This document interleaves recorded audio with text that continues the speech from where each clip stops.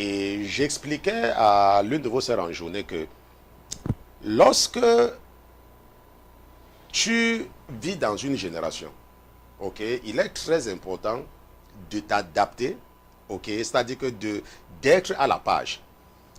Avant, par exemple, pour parler de Jésus aux gens, on allait dans la rue, on se plaçait dans la rue et on parlait aux gens dans la rue, ok.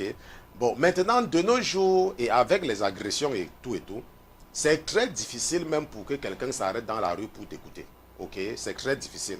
Et nous savons que les gens passent beaucoup plus de temps sur les téléphones, sur les réseaux sociaux.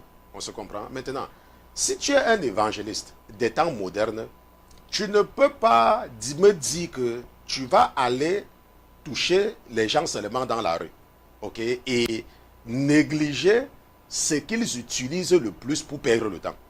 On se comprend, tu négliges. Donc si tu es un évangéliste des temps modernes, tu dois, n'est-ce pas, aller attraper les âmes là où ces âmes se trouvent. Ça veut dire sur WhatsApp, ça veut dire sur Facebook, ça veut dire sur YouTube. Tu dois aller là-bas parce que c'est là-bas qu'ils se trouvent. La Bible dit que, n'est-ce pas, l'évangile ce n'est pas pour les justes, c'est pour les pécheurs. Maintenant, si tu me dis que Facebook c'est un outil du diable, ou que WhatsApp est un outil du diable, et que toi tu ne peux pas utiliser ça, on se comprend? Ça veut dire quoi? Ça veut dire que tu es en train de te justifier et abandonner ceux qui sont en train de périr. On se comprend? Tu dois aller là où ils passent plus de temps pour les attraper là-bas.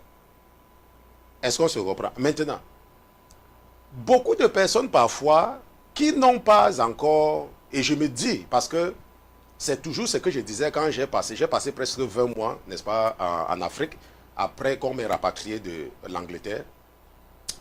J'avais discuté avec une dame qui soutenait l'allaitement maternel.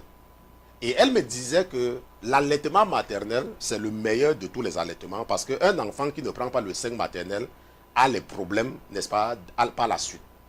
Je ai dit à cette femme-là que tu soutiens l'allaitement maternel parce que tu n'as pas les moyens. C'est pour cela que tu soutiens cela. Parce que si tu avais les moyens, tu devais soutenir, n'est-ce pas, l'allaitement alternatif. La preuve, c'est que ton raisonnement ne tient pas. Parce que si ton raisonnement tenait, je peux seulement te donner l'espérance de vie des enfants qui grandissent en Europe, ça veut dire qu'en France, en Allemagne et dans ces pays aux États-Unis.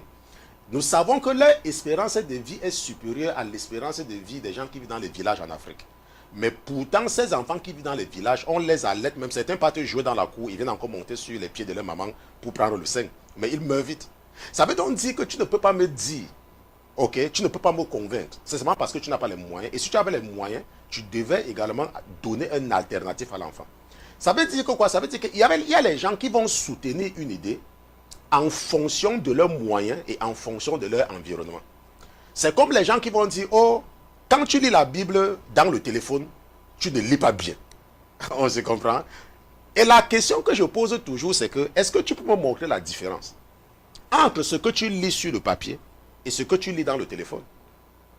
Est-ce que ce n'est pas la même chose qui est écrite? Et à la fin de la journée, qu'est-ce que tu vois? Un jour, je parlais à l'un de vos frères et je lui ai dit que nous allons partir dans Éphésiens chapitre, je crois dans Galates chapitre 5, verset 22. Et j'étais en train de parler. Et vous savez, quand un pasteur parle, c'est l'esprit qui est en train de faire passer un message. Bien évidemment, si c'est Jésus qui l'a appelé. Et pendant que je lui parle et je lui dis que, ok, nous allons partir là-bas, il est dans sa Bible en train de tourner les pages. Déjà, il ne sait pas exactement là où Galates se trouve. Parce que si tu as ta Bible en papier, Galates, c'est un livre qui est petit. Ce qui fait que si tu tournes trop vite, ça va t'échapper et tu vas passer ton temps à chercher. Et je lui ai dit que pourquoi est-ce que tu perds le temps? Mets la Bible dans ton téléphone. Quand on te dit Galates chapitre 5, verset 22, c'est en moins de 10 secondes. Tu es là-bas. Alors que tu viens de perdre presque 3 minutes pour chercher quelque chose dans la Bible. Est-ce que vous voyez? Si tu n'es pas capable de t'adapter, c'est comme tu vas dire que pour aller en France, tu vas prendre le bateau. Parce que les gens partaient en France avant avec le bateau. Et tu vas dire que non, tu ne peux pas prendre l'avion. Parce que l'avion là, vraiment, les gens qui prennent l'avion là, ils ne savent pas ce qu'ils font parce que l'avion peut faire l'accident. Maintenant, pendant que toi tu vas faire 3 mois pour arriver en France, quelqu'un va arriver là-bas en quelques heures. Ok? Donc, la technologie ou l'avancement technologique n'est pas l'œuvre du diable, même si c'est même son œuvre. Comment est-ce que tu vas rester à la page si tu as peur de tout? Il y a les gens qui vont te dire que oh, ceci c'est pour le diable, ceci c'est pour le diable, ceci c'est pour le diable. On se comprend?